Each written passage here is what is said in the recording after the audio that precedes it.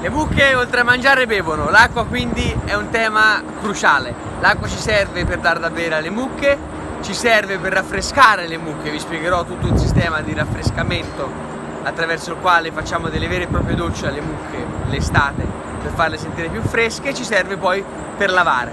Da dove arriva, quanta ne consumiamo e dove va a finire.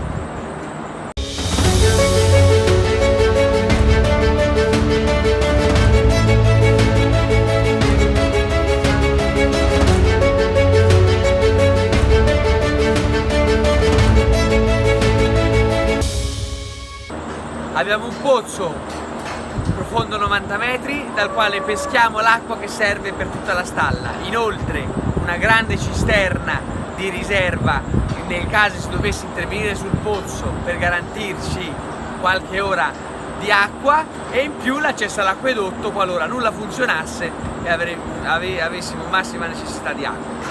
In questa stalla abbiamo installato da circa 2 o 3 anni abbeveratoi in acciaio come questo. Prima li avevamo in cemento. Innumerevoli sono i vantaggi di questo tipo di abbeveratoio. Il primo, la rapidità con cui si possono pulire, perché difficilmente su una superficie del genere crescono alghe, quindi semplicemente con una spazzolina si dà una grattata al mangiare che loro hanno sul naso e che immergendolo nell'acqua gli si stacca e si deposita sul fondo, si ribalta l'abbeveratoio e è bello che è sistemato. Noi li puliamo circa 2 volte al giorno, verso le 11 e poi la sera prima di andare via.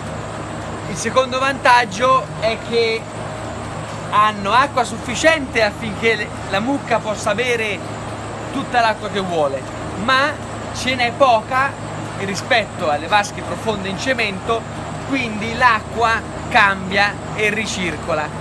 Le vasche che avevamo prima invece, che erano più o meno della stessa larghezza ma arrivavano fino in fondo, l'acqua ristagnava e anche quello creava umidità, sporco e ambiente per le alghe. Ancora un ultimo vantaggio di questi abbeveratori rispetto a quelli che avevamo prima è che puoi regolare l'altezza da terra a quella che preferisci.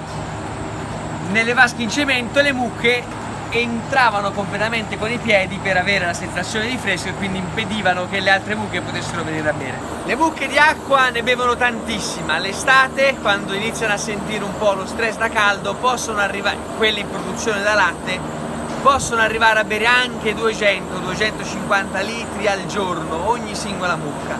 È necessario e fondamentale quindi che ogni mucca possa accedere all'acqua in ogni momento della giornata, ogni qualvolta ne abbia bisogno. In stalla quindi bisogna assicurare l'abbeveraggio a tutte le mucche. Cosa significa? Più o meno si dice 10 centimetri di superficie di abbeveraggio a vacca. Avendo noi gruppi di animali di circa 80 mucche a gruppo, abbiamo garantito e abbiamo circa 8 metri di abbeveraggio in ogni gruppo. Un altro tipo di abbeveratoio che abbiamo molto in stalla è questa, a vaschetta singola, previsto che possa averci una sola mucca, e ce l'abbiamo uno di questi abbeveratoi su ogni colonna della stalla. Per noi è un regalo, è un qualcosa in più, non lo consideriamo come superficie di abbeveraggio, perché in realtà a mio avviso la mucca non beve tanto volentieri da questo tipo di abbeveratoio, perché fatta la prima sorsata è lì assetata che deve aspettare che l'abbeveratoio si riempia di nuovo di acqua, mentre nell'abbeveratoio più grande può immergerci il naso completamente e fare davvero un tirar su quei sorsi soddisfacenti. Qui è un pochino una tirata e un'attesa, quindi non li preferiamo, però magari una mucca trova quelli pieni, intanto viene a questo qua. Vedete, la mucca Vigor Sol è completamente fradicia, si percepisce che è bagnata perché è appena uscita dal suo turno di doccia. Le mucche una volta al giorno vanno in sala di attesa, dove di solito vanno per essere munte, e lì ciclicamente fanno una doccia. La doccia è fondamentale per raffreddarle, ma andiamo adesso a vedere meglio in sala di attesa come funziona. Ecco, non so se attraverso la telecamera si percepisce l'acqua sparata dai tetti, è una goccia grossa, questa è la grossa novità.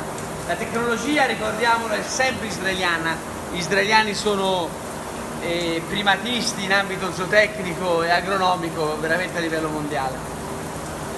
La novità è stata l'introduzione della goccia grossa. Fino a qualche anno fa nelle stalle si usava la nebulizzazione come idea di raffrescamento dell'ambiente. Siamo poi passati a dire dobbiamo fare delle vere e proprie docce alla mucca.